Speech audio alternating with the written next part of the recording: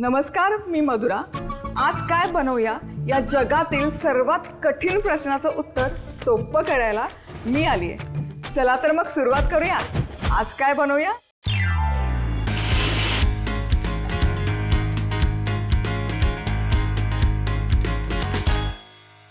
आज आपण सांडग्याची रसरशीत भाजी कशी बनवायची ते बघणार आहोत। वाटण बनवण्यासाठी मिक्सरच्या भांड्यामध्ये घ्यायचे आहेत लसूण पाकळ्या, आल्याचे तुकडे, पाव कप किसलेलं सुकं खोबरं, टोमॅटो, कोथिंबीर। आता हे सगळं एकत्र छान वाटून घेऊया। वाटण बनवून तयार आहे। इथे 3 चमचे तेल मी गरम करून घेतलेलं आहे। यामध्ये हे सांडगे घालूयात जे आपण बनवले होते। हे असे तळून घेतलं की त्याची चव छान येते। आता हे सांडगे छानपैकी खरपूस तळून झालेले आहेत। हे काढूयात आपण। आणि हे सांडगे तळत असताना थोडे शेंगदाणे तळायचे, थोडे कढीपत्ता तळायचा आणि हे खायचे। हे असेच तळलेले सांडगे खायला ना अफलातून लागतात। आता सांडगे तळून झाले की हे बाजूला ठेवूयात आणि याच तेलामध्ये आता घालूयात बारीक चिरलेला कांदा। आणि कांदा मस्तपैकी सोनेरी रंगावर परतून घेऊयात। कांद्याला खूप छान सोनेरी रंग यायला सुरुवात झाली की आता यामध्ये हे जे वाटण आपण तयार करून घेतलेलं आहे हे वाटण घालून घेऊया।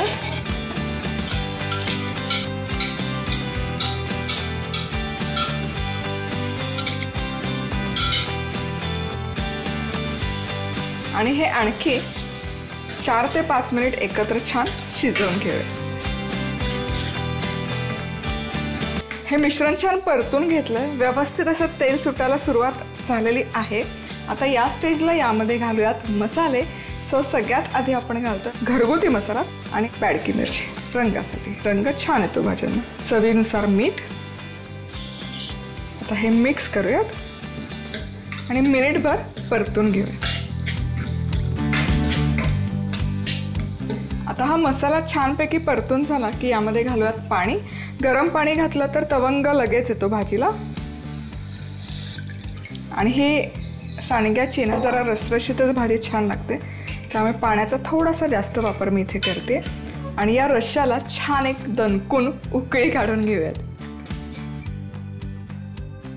हा, मस्त सुवास दरवळतोय। छान अशी उकळी काढली आहे, दणकून उकळी काढायची म्हणजे त्याची चव, मसाल्यांची चव छान उतरते या रस्स्यामध्ये। आता यामध्ये घालूयात सांडगे आणि सांडगे घातल्यावर एक फक्त 3 ते 4 मिनिट हे शिजवून घेऊयात। आणि हे डाळीचे सांडगे आहेत त्यामुळे काय होतात ना, ते फुलतात। जसं ते शिजतात तसतसे फुलून म्हणजे वड्यासारखे फुलतात। ते छान लागतात भाजीमध्ये। तर इथे हे सांडगे आहेत ना छानपैकी मी 5 मिनिटं शिजवलेले आहेत आणि हे छान फुलायला सुरुवात झालेली आहे, छान फुललेत। आणि जितका वेळ या रश्श्यात राहतात ना ते आणखी फुलत राहतात, त्यामुळे मी आता गॅस बंद करते।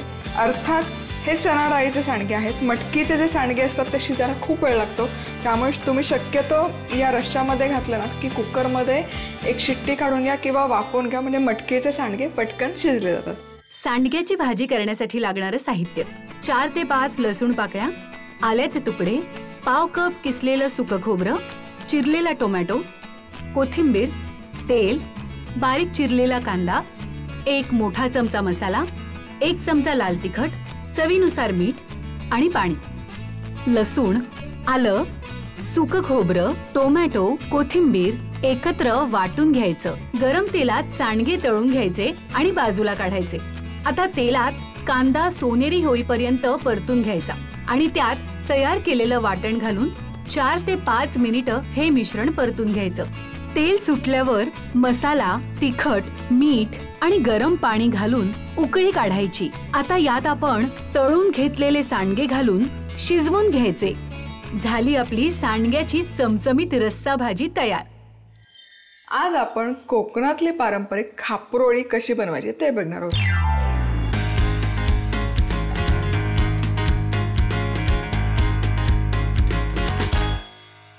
अतिशय मौसूद आणि जाळीदार ही खापरोळी बनते आणि चव भन्नाट लागते. नारळाच्या रसाबरोबर सर्व केले जाते किंवा मग आपली नेहमीची ओल्या नारळाची चटणी त्याबरोबर सर्व केली जाते.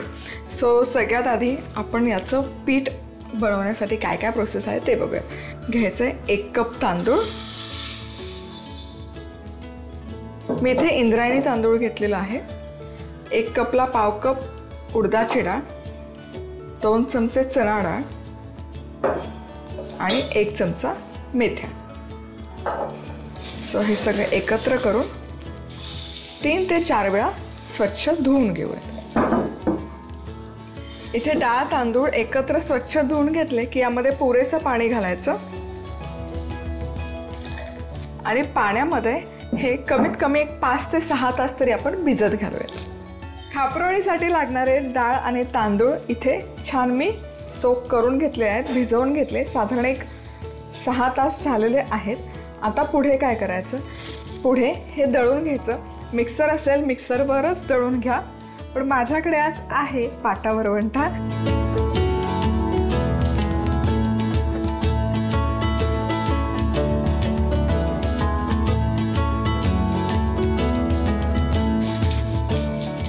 आणि हे छानपैकी असं वाटून झालेलं आहे. तुम्ही बघू शकाल छान असं बारीक वाटलं गेलं पाहिजे. घावण डोसा कुठलंही पीठ असो. आता हे काढते मी पातेल्यात.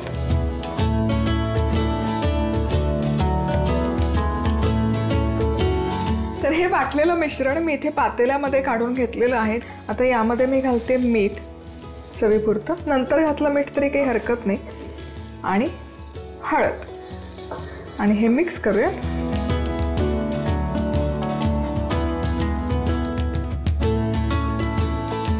व्यवस्थित मिक्स झालेलं आहे. आता झाकण ठेवायचं आणि हे आपण छान फर्मेंट करून घेऊयात. तर जेव्हा आपण पीठ हे पाटा वरवंट्यावर वाटून घेतलं होतं तेव्हा पातेल्याच्या ऑलमोस्ट 1/4 पोर्शनच होतं, पण आता हे छान आंबलेलं आहे. तुम्ही बघू शकाल छान असं वरपर्यंत आलेलं आहे हे पीठ. आता आपण तयार करूयात खापरोळी. तर तवा इथे मध्यम आचेवर गरम करून घ्यायचा. यावर घालायचं तेल, अगदी थोडंसं. जस्ट तवा आपल्याला ग्रीस करून घ्यायचा, सीझन करून घ्यायचा आहे बेसिकली. सो हे तेल छान असं एकसारखं स्प्रेड करूयात, वाईप आउट करूयात आणि गरम तव्यावर हे खापरोळीचं बॅटर आपण घालून घेऊयात आणि हे एकसारखं स्प्रेड करूयात. आणि जसजसं ते शिजेल ना तसं तुम्ही बघू शकाल हे मस्त खापरोळी आहे ना, खरपूस तर होतेच, त्याचसोबत अशी जाळीदार होते. म्हणजे लेस कशी असते ना, परफेक्ट तशी लेससारखी याला जाळी यायला सुरुवात होते. खालची बाजू व्यवस्थित भाजून झाली की उलटवून या बाजूने हलकेसं भाजून घेऊयात. तर या स्टेजला गॅस मी करते बंद आणि ही खापरोळी, तयार खापरोळी काढूयात जाळीवर. तर ही खापरोळी तुम्ही नारळाच्या रसासोबत खाऊ शकता. म्हणजे नारळाचं दूध, त्यामध्ये गूळ आणि हलकंसं वेलची पूड किंवा जायफळ टाकून मिक्स करून त्याचा रस तयार करू शकता किंवा चटणीसोबत. खापरोळी करण्यासाठी लागणारं साहित्य: 1 कप तांदूळ, पाव कप उडीद डाळ, 2 मोठे चमचे चणा डाळ, 1 चमचा मेथी दाणे, अर्धा चमचा हळद, तेल, चवीनुसार मीठ. तांदूळ, उडीद डाळ, चणा डाळ, मेथी स्वच्छ धुवून 5 ते 6 तास भिजवून हे मिश्रण एकत्र वाटून घ्यायचं. त्यात चवीनुसार मीठ आणि थोडीशी हळद घालून हे पीठ आंबवून घ्यायचं. आता तवा तेलाने ग्रीस करायचा आणि यावर खापरोळीचं आंबवलेलं पीठ पसरवायचं आणि दोन्ही बाजूंनी खरपूस भाजून घ्यायचं. झाली आपली जाळीदार खापरोळी तयार. आज आपण बनवतोय उन्हाळा स्पेशल साबुदाण्याचे पापड.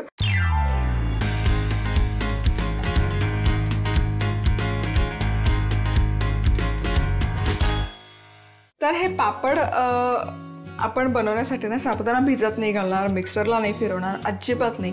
फटाफट ही रेसिपी बनवून तयार होते. तर सगळ्यात आधी मी इथे काय केलेलं आहे, 1 कप साबुदाण्याचं पीठ बनवून घेतलंय. हे पीठ बनवण्यासाठी काय केलं, 1.25 कप साबुदाणा मिक्सरमध्ये घातला आणि तो छान त्याची बारीक पूड करून घेतली. जितकी शक्य असेल तितकी बारीक पूड करून घ्यायची. त्यानंतर रवा चाळायची किंवा पीठ चाळायची जी चाळणी असते ती चाळणी घेतली. त्यामध्ये तो दळलेला साबुदाणा घातला आणि छान चाळून घेतला. छान असं पिठाळ म्हणजे पीठच झालं पाहिजे साबुदाण्याचं, त्या पद्धतीने हे पीठ तयार करून घेतलं. 1 कप साबुदाण्याचं पीठ आहे तर 5 कप इथे पाणी मी घेतलेलं आहे. यामध्ये घालूयात मीठ, साधारण 1 चमचाभर मीठ आणि हा कपभर साबुदाण्याचं पीठ. आता हे पीठ आहे ना, हे पीठ छान एकत्र करून घ्यायचं. यातल्या गुठळ्या आधी सगळ्या काढायच्या, त्याशिवाय गॅस सुरू नाही करायचा.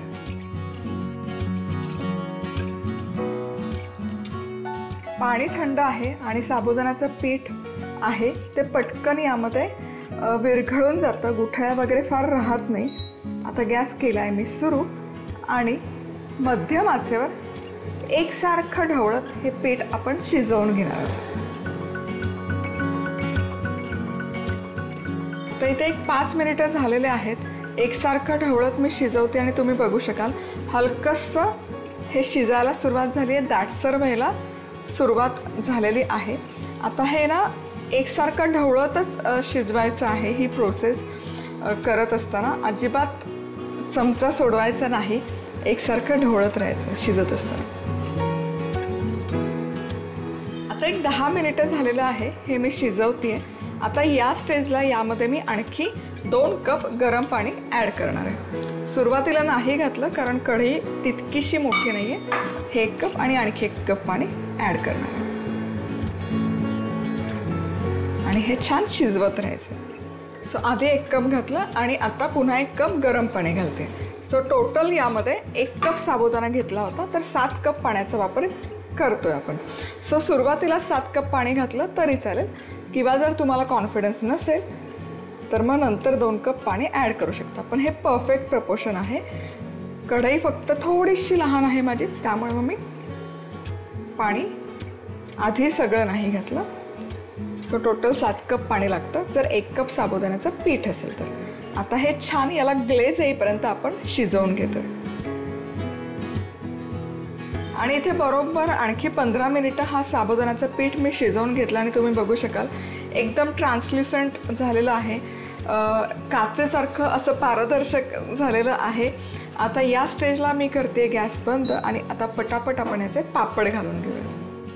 आणि आता इथे मी एक पॉलिथिनमध्ये प्लॅस्टिकचा पेपर लाईनअप केलेला आहे, त्यावर मी हे पापड घालते. प्लॅस्टिकचा पेपर तुम्हाला नसेल वापरायचं तर स्टीलच्या प्लेट्स वापरू शकता, सिलिकॉन मॅट्स येतात त्या वापरल्या तरी चालेल किंवा मग बटर पेपर येतात, बटर पेपरवर पण तुम्ही हे पापड घालू शकता. फक्त पेपर म्हणजे पिसेसमध्ये तुम्हाला ठेवावं लागतं. हे स्प्रेड करायची अजिबात गरज नाही, फक्त हे असं घालायचं आणि 2 पापडमध्ये ना डिस्टन्स ठेवायचं. या पद्धतीने आणि हे पापड असे छानपैकी सगळे घालून झाले की हवेखाली सुकवू शकता किंवा उन्हामध्ये हा पेपर ठेवला तरी काही हरकत नाही. पण हवेखाली पण छान हे सुकले जातात, म्हणजे ज्यांच्याकडे भारताबाहेर उन्हाचा त्रास आहे, ऊन येत नाही, सो ते हवेखाली सुकवले तरी चालतील. आता हे सुकल्यावर कसे असतात ते बघ. आता हे साबुदाण्याचे पापड छान सुकवून घेतलेले आहेत उन्हामध्ये आणि तेलही इथे गरम केलेलं आहे. तेलामध्ये हे पापड घालूयात.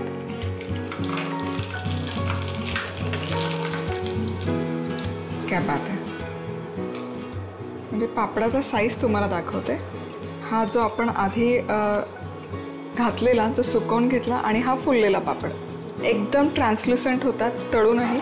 हे हवाबंद डब्यामध्ये तुम्ही स्टोअर करून ठेवू शकता, वर्षभर छान टिकतात हे मस्तपैकी पापड आणि जेव्हा हवं तेव्हा काढून खाऊ शकता. साबुदाणा पळी पापड करण्यासाठी लागणारं साहित्य: 1 कप साबुदाण्याचं पीठ, चवीनुसार मीठ आणि पाणी. साबुदाणा बारीक वाटायचा आणि चाळायचा. आता पाण्यात चवीनुसार मीठ घालायचं आणि गाठी न होऊ देता हे पाणी मिसळून घ्यायचं. आता हे मिश्रण पारदर्शक आणि चिकट होईपर्यंत गॅसवर सतत ढवळत शिजवायचं. आता तयार झालेल्या या मिश्रणाचे पापड घालायचे. दोन्ही बाजूंनी व्यवस्थित वाळवून घ्यायचे. झाले आपले साबुदाणा पळी पापड तयार। आज आपण एक कोल्ड ड्रिंक बनवण्यासाठीचं प्रीमिक्स कसं बनवायचं ते बघतोय।